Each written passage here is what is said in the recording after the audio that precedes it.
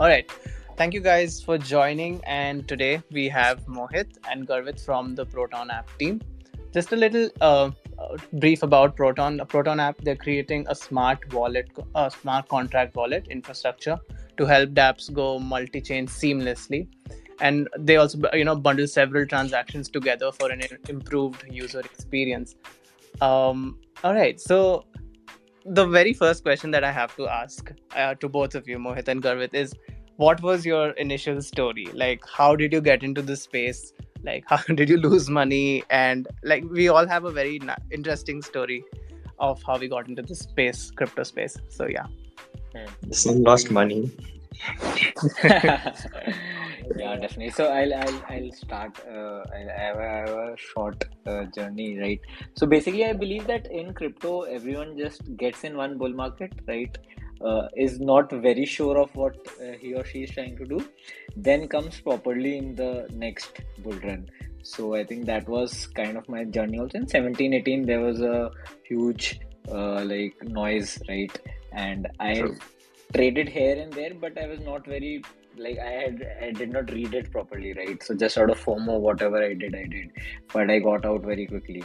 So then life went normally, right? Then in again, like basically we had built a Web2 startup and exited it, and I had some time on my hand, and I was trying to figure out what to do. Then then I got deeper on the technical and the principle side of crypto and blockchain, and I think that is where I could connect principally. Obviously, like trading is the thing that excites everyone, right? But when I could connect, like I listened to all the big minds in the crypto space, and 21 was a great time. A lot was happening at that point of time, so that is where I connected personally with a lot of the crypto ethos and thought that like I would love to build something in this space. So I've been involved for over 1.5, like almost 1.5 years, and have been we at Proton have been building a few projects here and there, right? And we like this is a second project in crypto space. Made a DeFi like a small protocol, but our timing went off. So we were just around the anchor crash. But yeah, so I lost my money, a major chunk of my money in the anchor crash. So that was my biggest loss, if I have to say. But it was a valuable lesson, right? That's what we can take away from I mean, with every dollar we lose, we learn something. That's special yeah, about this space. And yeah. I So completely understand, when you mention, the timing needs to be right. So the timing plays a very important factor. yeah, so that was my small journey. Like I still have miles to go, but it's every day is pretty exciting in this space. That's what I personally like about it. Some And some wrecked or some hack is happening every day, so keeps us on our toes. it's a wild, wild west, but it's Yeah, nice. yeah. Garvit, if you would like to share your experience as well, we'd love to know that. Sure, sure. So I think like Mohit, I started with, hey, there is some coin and some things like there's something called Bitcoin, which is earning money, and this was way back in 2016.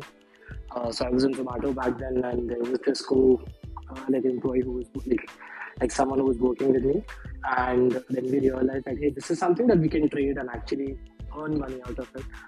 I started then, but then I realized that hey, I don't want to go deep into this at this point of time, and then left it, and then came back. I think in the time when again there was another bull run in 2020 and 2021. All right. Before that, in between, I was almost negligible and just putting some money here and there. That's it. In terms of losing money, I think my money lost is lost. It's okay, but I made my father put money in Anchor. He was deciding between 12% given by Bharat Pay and Anchor Protocol, and Oh no. I said, Father, you have to choose this one. And that is when I think that was my biggest learning. That so yeah, that is where I've lost my most money and most trust from my parents as well. Not listening to my financial advice from now on. Well, I hope they you gain back both of them soon. I hope so too. All right, thank you. That's quite interesting. So moving on, and the most important question I feel is, what does account abstraction using alt mempool mean? Like, I'm sure this is the biggest question that our community has. Like, could you explain it to a layman? Like, what exactly is this?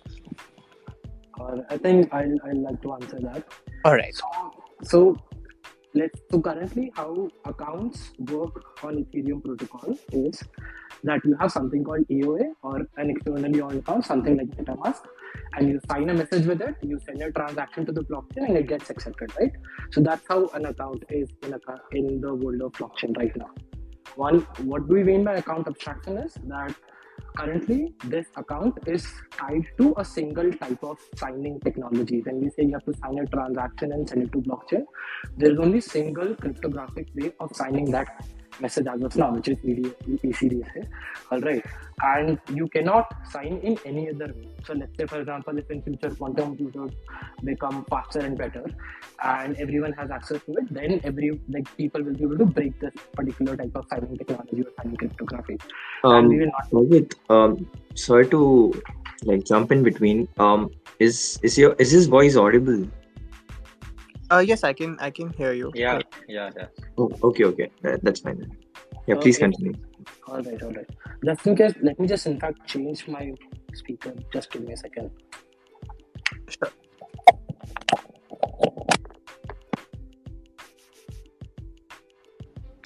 Is my voice better now? Oh, it's much better. Yeah. Yeah. So I think I'll start again. So yeah, I was saying that in blockchain you have something called an account, which is like your wallet with which you sign your transaction and send it to the blockchain, and your authority is decided if the message is signed properly by the private key of that particular account. All right. Now let's say in future quantum computers come in and let's say the signing technology is now broken. What will happen then? So this is what abstracting means, that we want to abstract away how we sign and authorize a particular account on a blockchain, so that the blockchain does not decide how a particular key or particular account has to verify itself. That is what we mean by abstracting away the account from the blockchain. So that is where the name came from, account abstraction. All right. So abstracting away the way you authorize that you have access to a particular wallet or a particular account. So that is the core principle of why this came in. And the reason was that in future, the blockchain, since blockchain is here, Ethereum blockchain is here for more than 10 years, more than 50 years.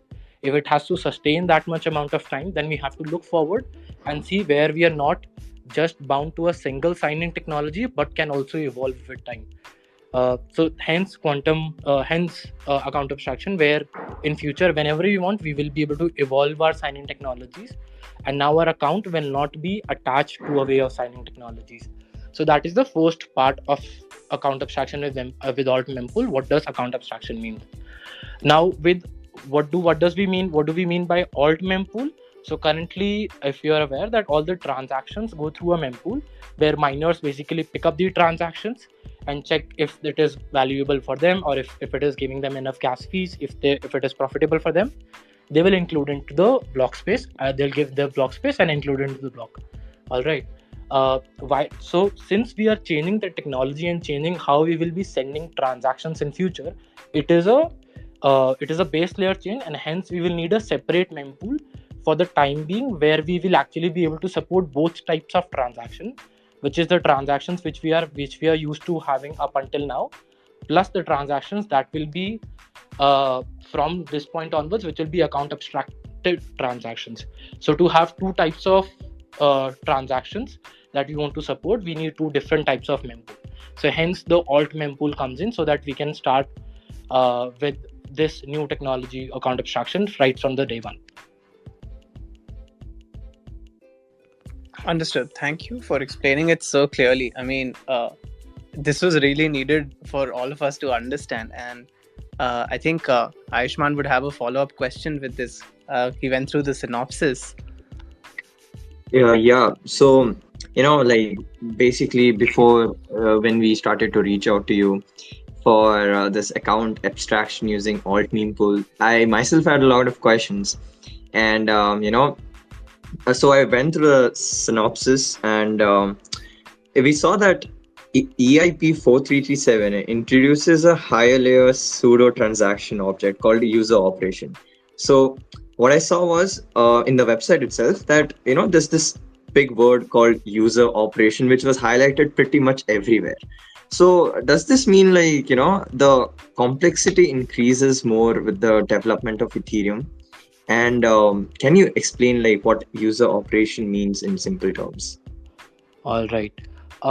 Think of user operation as what we have a transaction here in blockchain right now, but a evolved version of it. That means that currently every transaction that we send again has to be signed properly. But user operation is more of an intent that you want to do, that you want to perform something on a blockchain. All right. And user operation, while it seems very like evolved version of it and has a lot of complexities, as a dApp developers you will have to make no change at all.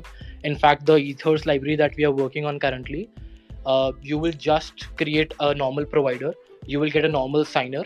That signer in itself will have the capability to send both user operation and transaction, and you would again create a normal contract instance. You will call the contract functions and all those things will happen internally. So as a dApp developers, I think you will never even know that this change has happened. It will be as smooth as the merge that we happen. All right, like where to the dApp developers, to the majority of world, it felt like nothing happened. But to the Ethereum community, we all knew that hey, a lot of things have happened and a lot of things are going to change from now. Similar is going to be with user operations and transactions. So user operation is a new way of interacting with the blockchain, but to a developer, they'll be as seamless as nothing happened, or as seamless as merge, where something as major as merge happened but no one got to know how and when. So I think that is one thing that I like to say.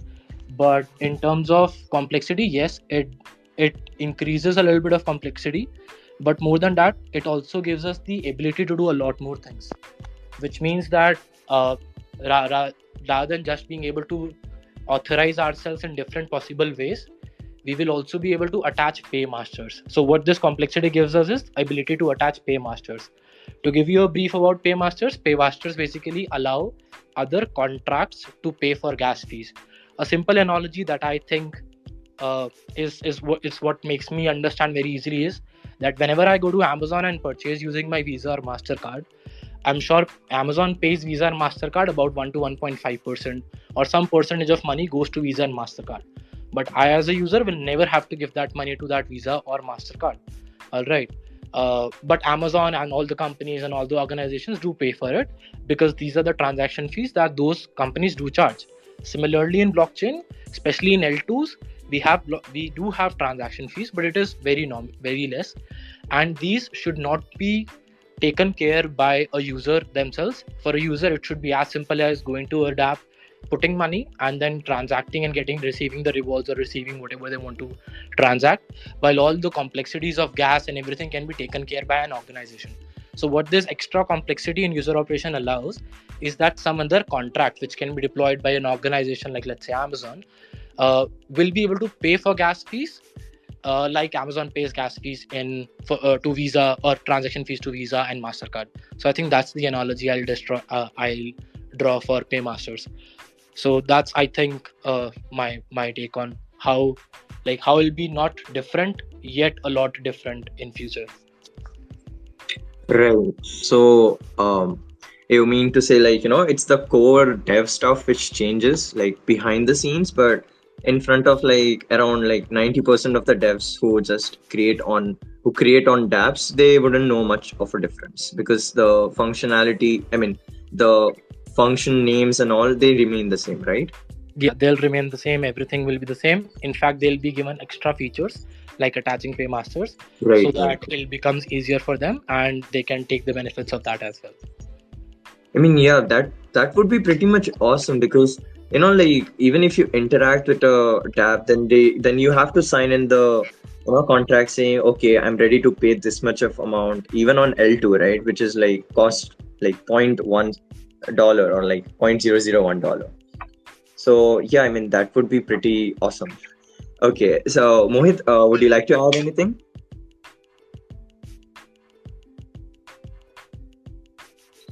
No, I think Gavit explained it beautifully. So nothing to add over here right now. Ah, got it.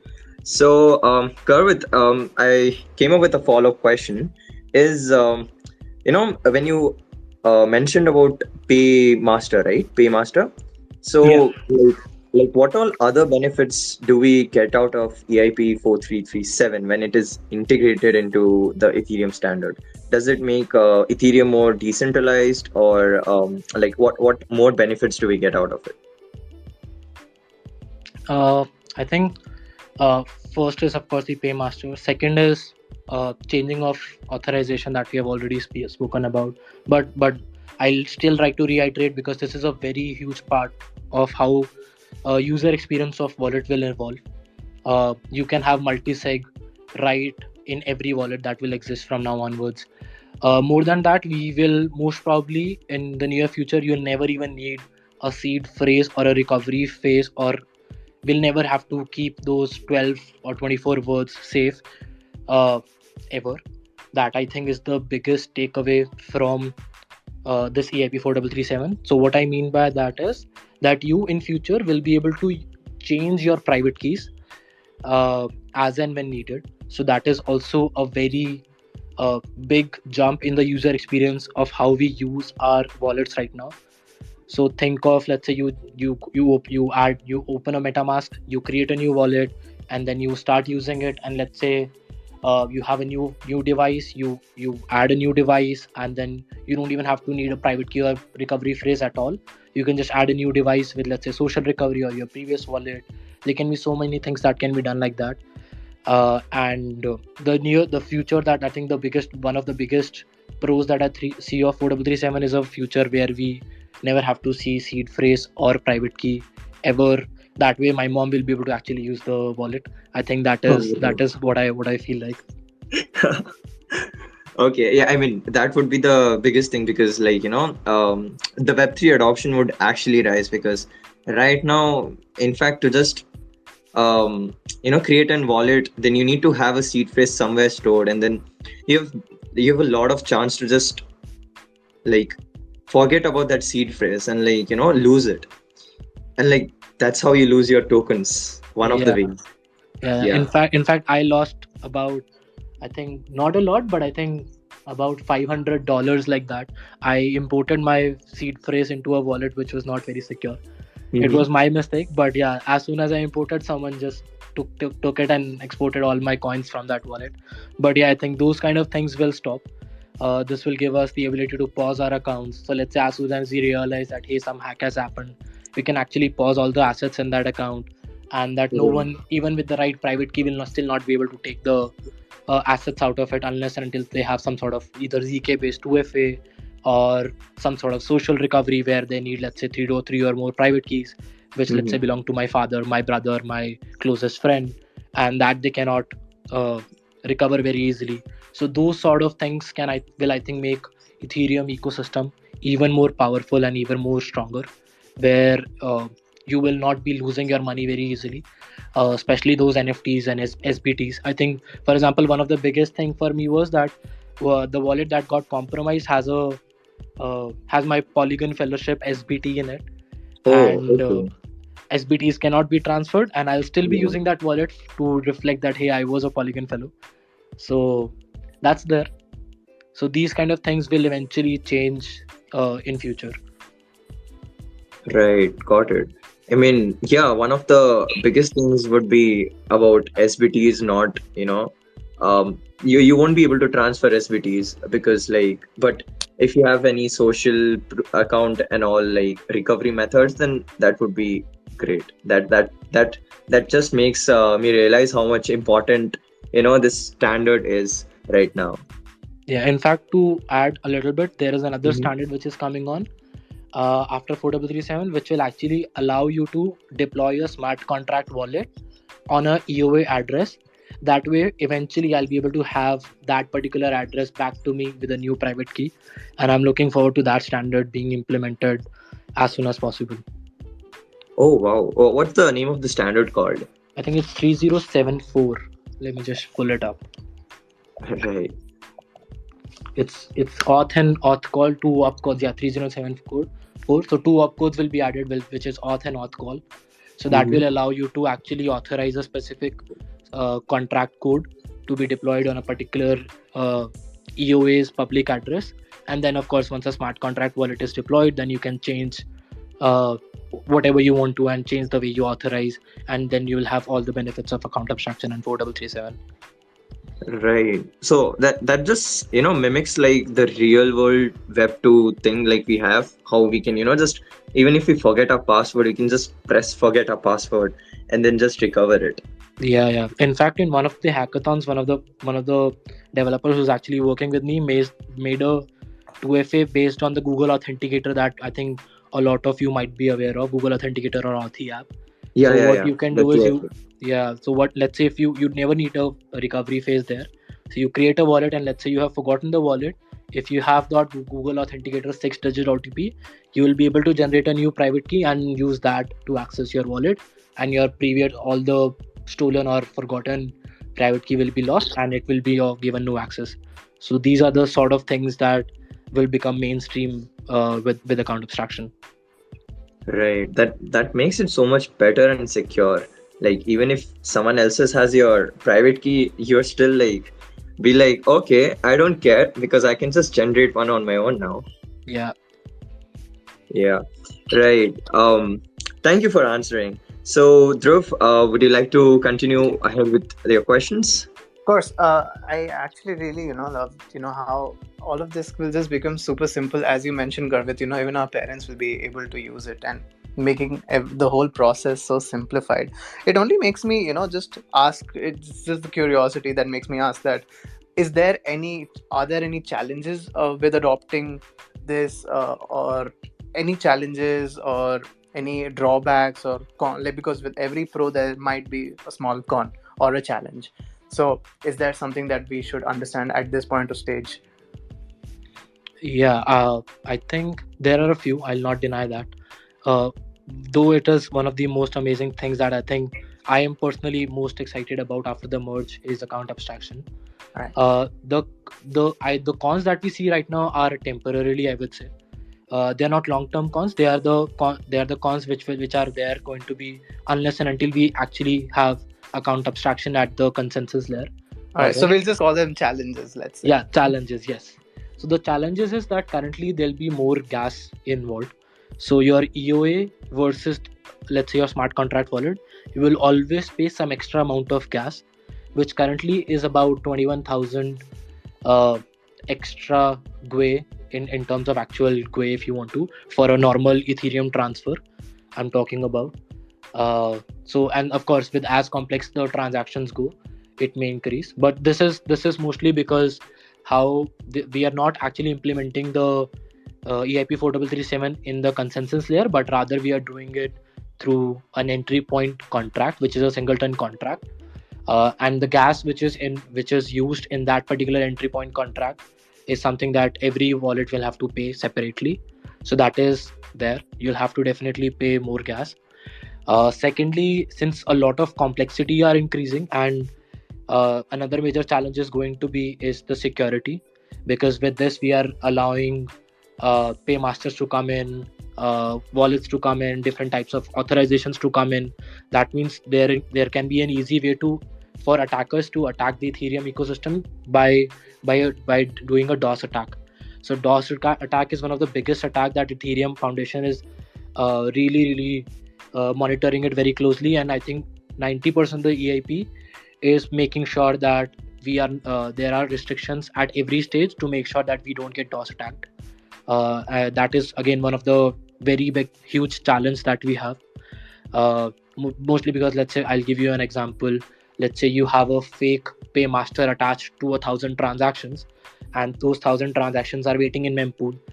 Miner just picks up those 1,000 transactions and realize that, hey, the paymaster is actually never going to pay me, but they still try to execute it and try to see that, hey, will they actually pay me or not? And unless and until it actually gets added to the consensus layer, the bundler might actually have to lose some money, or the miner will have to lose some money, and will have to eventually reject the operation. So these are the thought of things that are the current challenges. So that's it. Plus, the another biggest challenge is that while we are still moving towards EAP 4337, as I told you, that it is not part of the clients as of now. So get neither mind, all the developments in these clients are still at very early stage, and we are going with a separate mempool, as I've already told. So we need relayers as of now. So we will be relying on relayers or MEV bots. So either flash bots, MEV bots, or centralized relayers will come into play until this technology gets adopted by all the major clients and then gets shipped, and then we have a fork, another upgrade in Ethereum.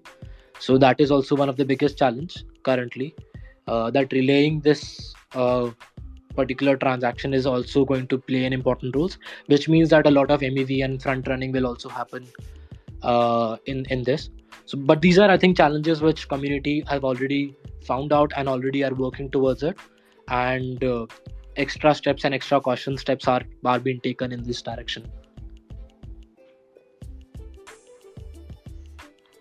Understood. Absolutely. I mean, the fact that all of these challenges have already been identified, I'm sure there are people who are already working on it. So that would Yeah. make the whole ecosystem much better. It's just a matter of time. Yes, definitely. And to have such a great team with us, and of course a lot of the people, we have a great participation. First of all, I should acknowledge our audience. Thank you so much for joining in and staying till here. So a piece of advice that you guys could share, for the developers of the community who are building on Starknet, because it's a new place, and there's always room to learn more. I think Starknet is an amazing ecosystem. We are actually exploring it ourselves. And one of the biggest pros that I personally found was that account abstraction is built on Stark. So I'll tell you that I got into account abstraction about 4 5 months ago, and I was really into account abstraction. I read about EAP 4337. I was loving Ethereum. I was love with Ethereum ecosystem, and then I realized that this amazing account abstraction tech is part of Starknet by default. That means from day zero, Starknet is actually all the relayers, all the miners, and everything, all the provers, and everything is actually taking care of all the complexities that Ethereum will be taking care at different level, versus Starknet is taking care of that as at OS level itself. So I personally feel that means all the things that we have discussed about good things about account abstraction are by default available in Starknet, which means that all the amazing things that we have discussed right now are available with no extra efforts need to be put by developers or anyone. So I think that is, for me, one of the biggest pros. That is what actually got me into, hey, that Starknet already has this, so let me just start building something over here. And the experience, I think that is why Argent also shifted and is now going Starknet native, because Argent is also a very pro account abstraction wallet, and they realized that, hey, Starknet actually is building it right in the ecosystem. So that is where I think they also realized that this will make a lot of sense for them to pivot to Starknet. Got it. So absolutely, even we find it as a very future-proof ecosystem. Thank you. Thank you for the I answer. would, Garvit. Yes, Mohit. Dhruv, if I can add something over here, so Please do. like I would advise people to utilize the community a lot, because one of the thing that in Web3, like, community is super important, right? And what we loved, like, so I'll tell you how we got into Starknet as well, was that we actually met Ellie at a conference, right? And the co-founder of Starknet. Yep. And he was so generous. He was like, he connected us on Telegram, he connected with his team, and within a few days, like in a message, like, he was super responsive, and he got us into the ecosystem, right? And then, like, we get all the help that we need at any point of time. Everyone is super approachable. So I think that in the initial days helps a lot. And the whole, like, the, like, even you guys, right? Like, I guess everyone at your team also, you guys started on BNB, if I'm not wrong, Right. Binance chain. Then you got into Starknet. So, like, you get that vibe, that whole good vibe about the community and the helping nature. So Absolutely. utilize it to the max. Like, never be shy of like even reaching out to the co-founders. True, I completely agree with you. And as Ayushman and I, dealing with the community on an everyday basis, we find our developers reaching out to us like, hey, can you ask the community? We have certain issues, if they can, give us their idea or thoughts. And the community is super responsive. Usually you think maybe they won't reply, but 100% of the times they're always active and there to help you out. So the community is brilliant here at Startnet. 100%. Yes. All right. Thank you, Mohit, about for that. We'll open up the space for some questions and from the audience. So, guys, you could request the speaker role, and probably we'll take a question or two from the audience.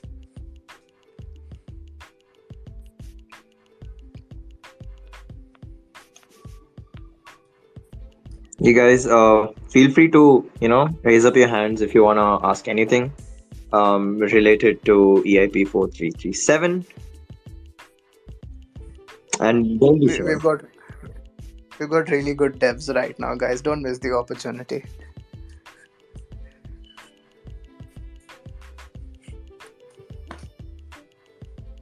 Okay. I think everyone's pretty much got their doubts cleared in this session, so that's amazing. I think Ayushman will wrap the session up then, if that's okay. Yeah. I wanted to inform, to our 350 plus members here that do check out the Galaxy O80, which we will be, which we'll be providing to our listeners here and community members. So I hope, you all are pretty much excited for that as well. And also the fact that, you all stick around till now to understand about EIP 4337, and I'm pretty sure that the analogy which Garvit gave us related to Amazon and like Visa and all, and even social media. I hope that you took something away from this Twitter space because he made it so easy to understand. I think before you say all the things, also thanks to me, I would personally say that all these things that I've learned is from the blogs of Ethereum community. So technically, I don't get anything out of it. I think they are the ones who need the real appreciation here. Absolutely. Mohit, would you like to add something? Yeah, I would just like to reach out all the listeners. If you are devs, if you are building any dApp, right, and if you want to 10x the UX of your product, right, do reach out to us. We would love to speak to you. We are building something interesting.